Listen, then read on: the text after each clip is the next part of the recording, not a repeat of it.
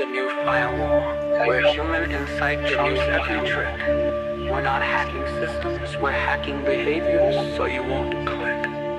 No complicated code, just tried and true brain science at play. Social engineering for good, the best defense is in your mind today.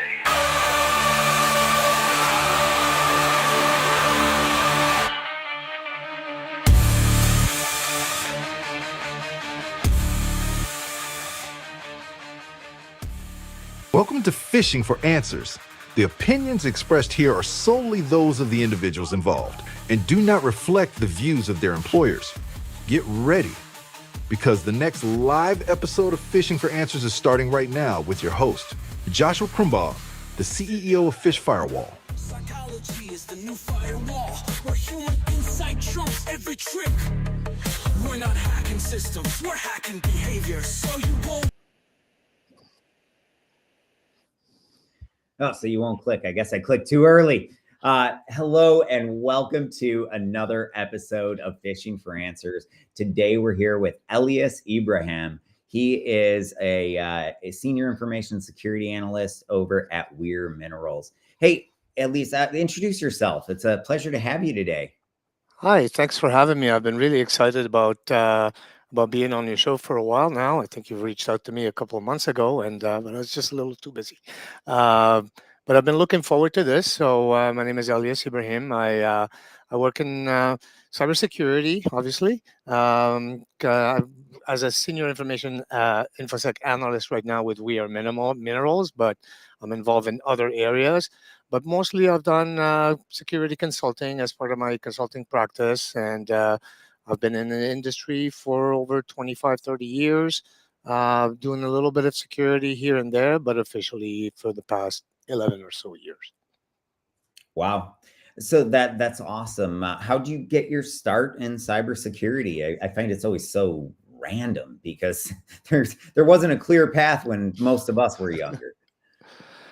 Well, I mean, it's security in general. Maybe it goes back to my days when I lived in France, right? And this was actually back before the internet, when they had their own version of the internet, which is called the Minitel. But also other areas, I was exposed where I always found out that, hey, this can be abused for the bad or things, and thankfully I'm not in jail. I'm still here. I haven't abused them. So, but mainly in cybersecurity, when we moved to Canada in the '90s, everybody wanted a computer. Everybody had a computer in their basement. So spent a lot of time on BBSs, on IRC, and really my first look at cybersecurity was at security specifically was getting Win nuked. So I don't know if you remember the old Win nuke on Windows 95, where somebody could it was like a buffer overflow or something like that in the TCP/IP stack. So somebody sends a magic packet to your IP address, because there were no firewalls back then, and then you had to get off the internet and reboot and redial up and all that thing. So I do recall that now. That was it was the NTP protocol. If you sent it an empty packet, it would just crash or something like that. It was all I knew back then. It was the WinSock DLL. I had there was I guess another guy that I went to school with in my high school, and he thought it would be a hilarious senior prank to write this virus, distribute it to every computer in the school. And of course, he was going to do it once a day, but he wrote it wrong. So it was once every 10 minutes. Yeah. And it's crashing every computer in the school. So coincidentally, he didn't get to graduate or walk with the rest of us. The administration, for whatever reason, didn't think that senior prank was funny. So, oh boy, I probably should keep my pranks down to a down low, because I may be liable. So, because there were some serious ones. There are some not serious ones, but there's some ones that kind of did in school because we didn't want to test. And back then was a NetWear 411, let's just say, or 311, with the coax cables. So you all you had to do is remove a terminator, and the network goes down, or you could do other things. Um, but not to your to that point. Back then, what came with the package, right? Stalling games and these kind of things, which isn't very good. But you get these cracks or these key generators and these things, and then you learn that, hey, there's something else in there. There's you know so I learned many times how to recover from viruses, how to track what a virus was doing in the registry. So red shot before, red shot after, to see what it changed. So it was very early on in the 90s, and that got me interested, and that got me into a career into IT, basically, because um, before moving to Canada, I was studying towards chemical engineering. So I wanted to be a chemical engineer. So A little I bit really different. like the experimentation and the different kind of things, and discovering things. Right, I didn't like the traditional ways of cookie cutter, do it this way and that's it. I was more of an explorer, so I liked to discover things, and unfortunately in my life I've learned a lot of things the hard way. Uh, it comes with the it comes with the territory, but in the sense that it was it was very instrumental, that part of my life, spending all those hours in the basement, dialing up and talking to people and meeting up. So a lot of the friends that I still have right now, I've actually met them off IRC, for instance. So, but yeah, I uh, used to, I mean, frequent all of those channels. I mean, I would get everything from the bootleg movies back in the day off of IRC over to learning. I mean, that's where I was originally exposed to the yeah. cybersecurity, or what is Uh, now the cybersecurity the community, Usenet, Gopher. the 2600 groups. Yeah, yeah. Oh, yeah. I used to go to 2600 meetings all the time. So I mean, I had obviously I had the quarterly subscription. Yeah. Um, but I used to go and used to meet a lot of people and share a lot of knowledge around there, mainly around phreaking at that time. Um, I mean, I learned how to remember the old Motorola's, the the old Do. Motorola handbrakes.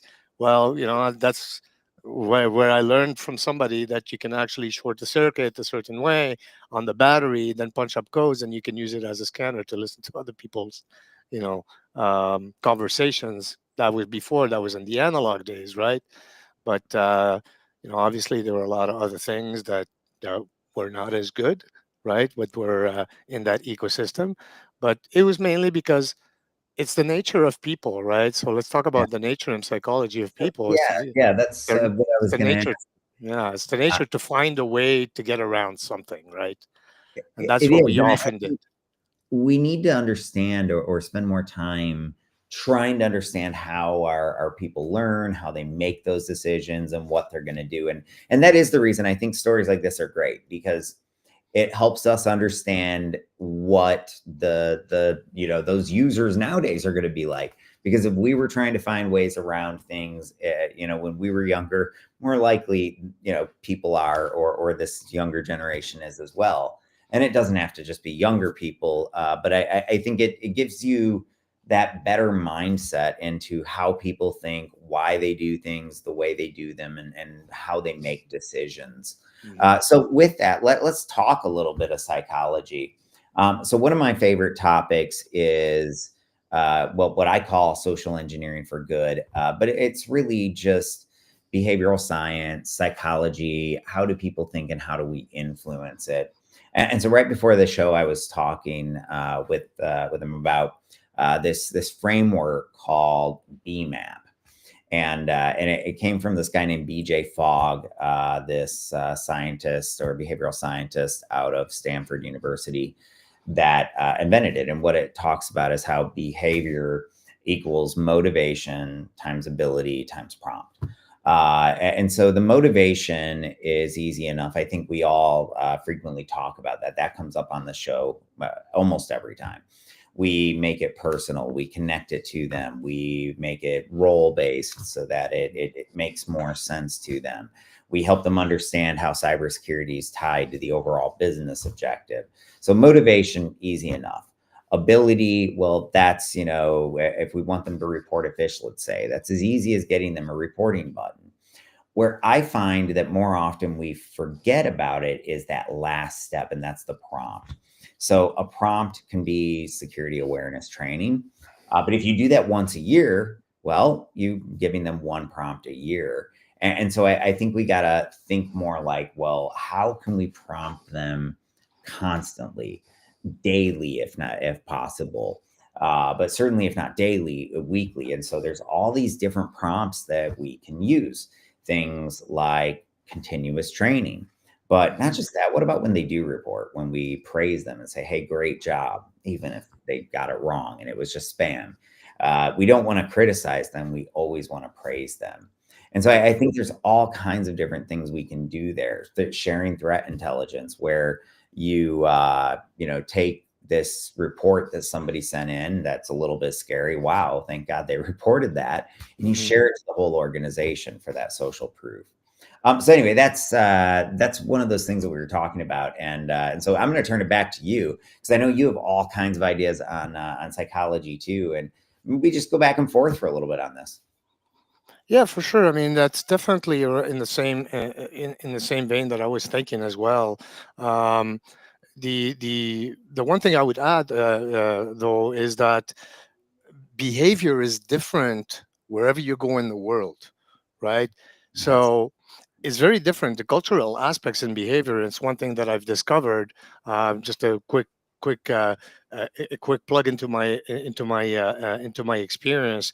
So after spending so many hours in the basement and learning about computers, you get very good at it. I got into, I got into support and dial-up networking and technical support because I wanted to be very close to this aspect of things. Then I got into network administration, got an MCSE, joined a company where I did some network admin, but I was actually involved more in the professional services side for designing networks and deploying them for ministries of finance in countries. So countries that were looking to reshape uh, um, either become countries, official countries, or restructure for financial reform, really, so people don't cook the books. You have an electronic means of tracking things here and there. So during that experience, I've had the privilege actually to travel around the world and see and experience many cultures and local cultures. Many of them have never seen a computer. I mean, and to give you an idea, I had to fly about a day and a half, almost 2 days, over to a country north of Australia to fix because the database server crashed and they couldn't input any more transactions. So I went there and I noticed it and I had to fix it. But I also said, okay, well, we also need people to train them, because that was a UN mission, right? So you needed people, you needed the locals. Like literally, they went and picked people from the street, right? Hey, you want computers? You want computers? And that's how we got them. So I have had I've had the ability and the privilege to shape a lot of bear fruit in many aspects of ways, right? So in that demographic, the psychology is easy. Why? Because they're open to these kind of things. They haven't experienced, you know, many foreigners coming in their countries like they've experienced in let's say in Sierra Leone. In Sierra Leone, the psychology of things is that you want to come in and you want to do things a certain way, which is the right way, the correct way. But their psychology is that no, we don't want you know, the man's methodology. Here is Africa. We do things a certain way, right? So for me, when I was sent to computerize the entire Ministry of Finance, and that is, deploy a network, but also do the Ministry of Finance systems and everything, it was a challenge because I had to use part of the contract. I had to use local resources, and a big part of that was completely changing their behavior in how they looked at security aspect of things, but also how they looked at this system in general. And the buy-in came in not by telling them, hey, this is an important system, this and this is this. I told them the buy-in came in that you are privileged to be running a system that is going to rebuild your country and create prosperity for your people again. And you should see their eyes light up. I have never seen eyes light up Motivation. like that. The Yes. motivations, I find that you can, we can talk about the carrot and the stick later on, but it's more on making individuals realize the benefits, not just to them, but the benefits to everybody, right? You know, and it's that at that time, if they say I don't care, that's when I used to say I need another team player, right? Because why should we waste time training somebody who's not going to be pushing for, because what you're training, you're not just training somebody here, you're training champions, right? And we'll talk about the champions in various aspects of the organization. But it's the psychology of things is very important, but it varies completely from country to country. In Europe, in Asia, in South Yes, and America. I agree that culturally a lot of things change, but where I might disagree a little bit is that Mhm. one thing I found that remains the same is that humans are humans. And what I mean by Exactly.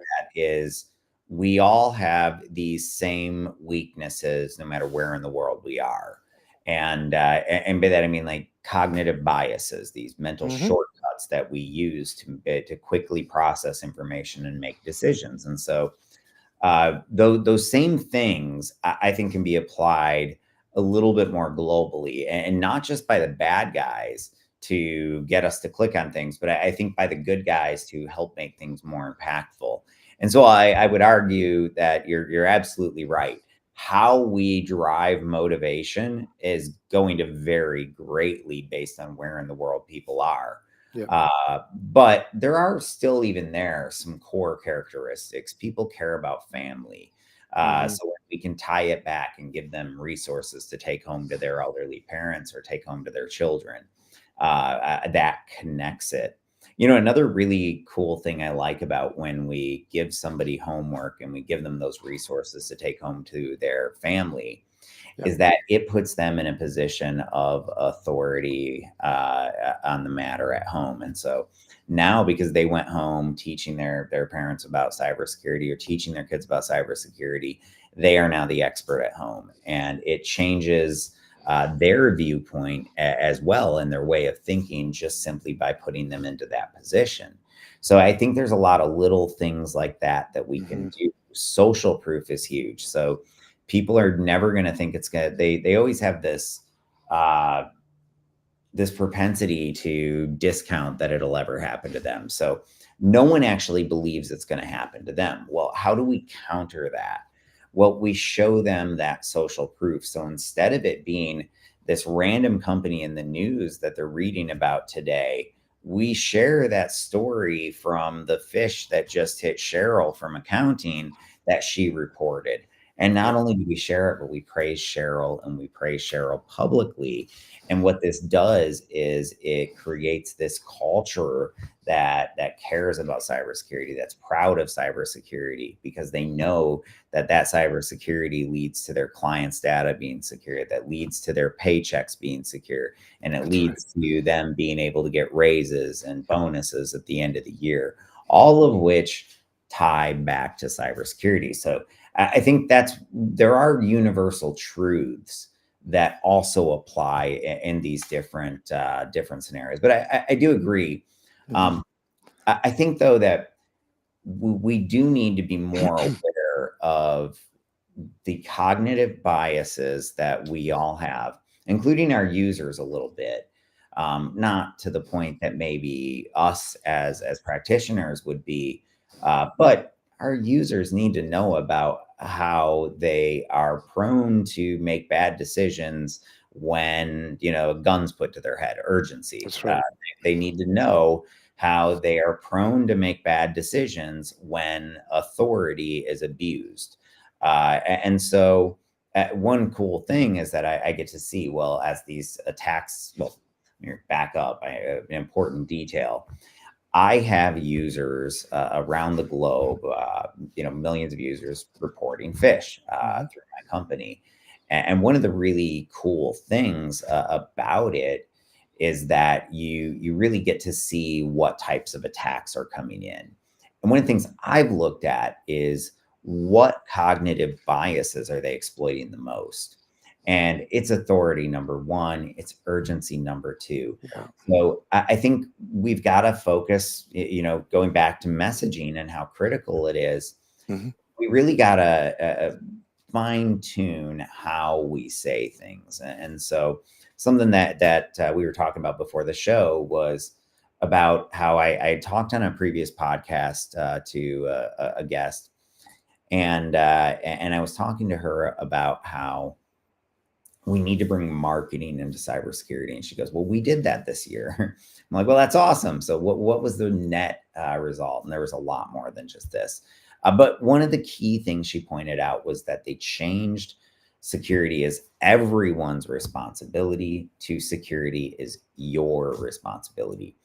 And it changes it to where you can no longer, when it's everyone's responsibility, it's easy to let the group do it. So everyone remembers high school and grade school, when you would get a group project, 2 people would do all the work and the other 3 or 4 would do nothing. And so that is the general mentality. It follows through well beyond high school into the work world. And so security is everyone's responsibility. It's easy for people to say, whew, everyone's good, not mine. Thank God that Elias has it for me. But when it's your responsibility, it adds that additional personal accountability. And I love little things like that, because I think that messaging and how we say things is just incredibly critical to making a difference and changing things. Oh, I think you're muted. Sorry about that. 100%. I couldn't agree more, because this is they're very often it's how you use the words and the words that how you deliver. It's the delivery, but it's also the words and the delivery, right? For me, I mean, as you can say, we can really talk about the psychology aspect for hours on end on the behavioral side of security and the different cognitive biases and all that. But I do agree with you that it's better the culture has to be a positive culture, right? Yeah. So, if we're talking about, the carrot versus the stick, right? Fortunately, you need both. You do need the stick for that odd time where you will have individuals who just don't care, right? So you do need that legal aspect of things to be able to lean on, right? Should you need to terminate somebody for these kind of things. There has to be a structure, obviously. I just want to stop there, if you're okay with that, and just dig into that. Because one of the things that I think happens too much with the carrot and the stick is that we immediately take the carrot and the stick to extremes, where the stick is getting fired and the carrot is getting an actual reward. Yep. And I really think that there's a lot of gray area in between. Oh, yes. And I think a stick can simply be, hey, sorry, you get a little bit tighter controls because you click on a lot of stuff. Or maybe, sorry, we had to restrict your access because of the level of risk that you've exhibited. Yep. I also think a reward doesn't have to necessarily be a physical reward, monetary, something like that. It can also just be, great job. You are a cyber rock star. I couldn't do it without you. That goes a long way. And so, sorry, I didn't mean to interrupt, but I just think that it tends to be very polarized, where it's all good. In a lot of cities, and in every city, you have a bunch of people that never, like, they barely use computers, they barely use their smartphones. It's a tool to make a phone call to them more than anything. Well, what's that lead to? That leads to people that never check their email. So they never do their security training. So once a year, the stick becomes, sorry, your account's been turned off. We're going to turn it on once you come in and do your training. And I think that can be a stick too. It's maybe not fun for the employee, but it's a heck of a lot better than getting fired. Well, so what I meant is I meant to paint. I didn't just say this is the extreme and that's the only extreme. What I meant to say is that ultimately, if let's say I shut up your account, right, and you decide, so let's say we do shut off the account as a punitive action, then that person can't do their jobs, then the company suffers, right? So the way I see it, and my perspective is, has to be balanced, right? The stick has to be there, but it cannot be over top a person's head, right? So agreed. they can't. 3 strikes and you're out policies, where you click on 3. You could do that. You could do that. First strike, sending them on training again. What is that going to do realistically? So there are a lot of, there are ways that you can deal with it, I find. And, what competition, as you said, friendly competitions is a great one. Another good one, like, as you said, hey, praising Julie from HR that did not click the link and reported it. And when we did the analysis, this is what it was going to do. This is what it would have led to. Thank you, Julie, for saving the company. Right? Yeah. It's real. Like, it's real. Thank you, Julie, for saving the company. Wow, that was Julie. I just talked to her when we had lunch. Yeah. Imagine that. And just like you said, getting that recognition publicly is huge. And it's that's the how proof that people need. And when people hear it, they are much more likely to agree. I did want to make one point. I am very opposed to the 3 strikes policies. I think that it tends to create very punitive environments. I'm also very opposed to training as a stick. Now, I think it's necessary. So I think there's a delicate, I feel like when you're doing security awareness training, if you're doing it right, you're pretty much a tightrope walker because you do too much of anything in one way and you're going to fall off and you're not going to be successful. But no, I really do think that when it comes to these things, like, let's give them more training. But do we have to tell them that we're going to give them more training? Do we have to tell them it's punishment? Do we have to make it mandatory? What if it's just constantly in their face because of what they did? Right. I think there's different ways to do it. And I also think that people click, and 3 opportunities to learn your lesson is not enough, because number one, there are hundreds of different types of fish that I personally have classified, let alone the millions that I haven't even seen. And so different fish exploit different emotions, exploit different cognitive biases. And so somebody may have learned their lesson from that first fish and that second fish and still very legitimately click on that third fish because they haven't had that lesson yet. And it's not their fault that they haven't had that lesson yet. So I'm glad that you're actually touching on that. So if you don't mind, the clicking on the link, right? The whole thing, it shouldn't matter if users click on the link, or it shouldn't. Well, it's age-old argument. It's an argument. It's a good argument, right? But it's empty. It's an empty argument without the actual solution to suggest what to do, right? So if you just say you shouldn't take on the link, well, what do you suggest they do? It's their job to read emails. It's their jobs to do this. So unless you go back to just no rich text email and no attachments, and you strip everything and you just make it flat out text, then you're good, right? Then all the person has to do is copy and paste the link, Exactly. to And get owned. they will do that though. That's the Yeah, but thing. they'll still do it. But that's the bottom line, is that When I exactly was a they'll hacker, still do it. I learned that the harder I made it on you to run my malware, the more Yeah. likely you were to run my malware.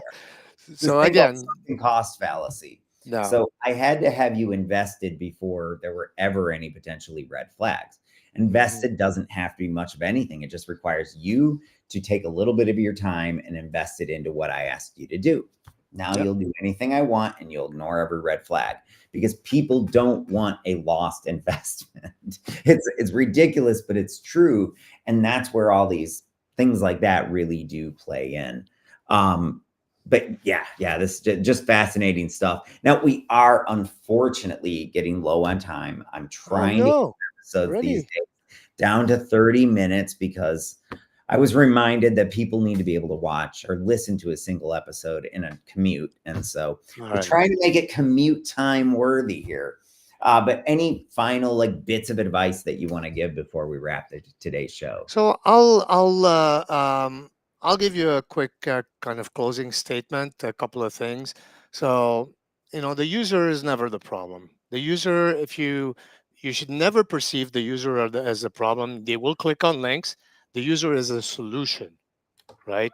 So the psychology and the when I say that the psychology of the language and that you use is, you have to turn it on. You have to make them part of the solution, Yeah. right? Because it shouldn't matter if they click on the link and anything like that. You need to have, it's all a matter of defense in depth, right? Yeah. You need Oh, to have a proper IR, processes, everything. You need to have the connection with your IT, with your networking team, with your security team, et cetera, et cetera. If you don't have that, if you have that, then what you end up doing is you minimize the costs of an incident, as yeah. opposed to spend so much time, we just do this and let's hope nobody clicks on anything bad. Well, that's not the right way of doing it, right? What I think, and I love that you touched up on this earlier on, was you want to if you want to get good at something, if you want to learn something, teach it. So I'm really happy to have heard it from here, that you provide somebody, your readers and your customers, something to take home to do that, because it is so badly needed. Yeah. Um, but I will share one piece of advice, valuable feedback for any security practitioner who works with, different types of roles. Now, I've had a number of, I've been privileged to have had several roles. So I've got intimate details on how different roles operate and their needs and where the bodies are buried in each one of them.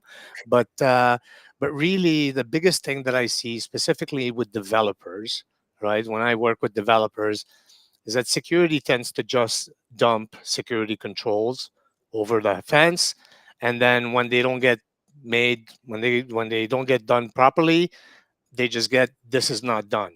It's not helpful, right? The anecdote that I wanted to share is similar in Sierra Leone, right? Is that an individual once told me, opened my eyes completely, right? I said, hey, we have a problem. You need a solution.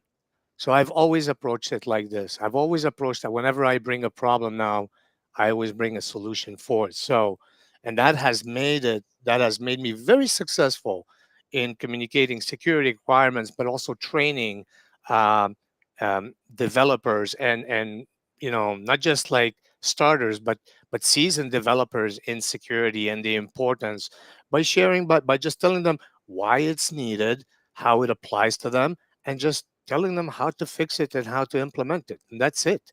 Yeah. They don't know these things. People have to understand that there's an element that they have to be mindful, right? That a lot of individuals don't know, right? Yeah. So it's our, as senior individuals, as senior level individuals, or even uh, anybody out there with a lot of knowledge, it's our duty to to train and to coach and mentor these folks.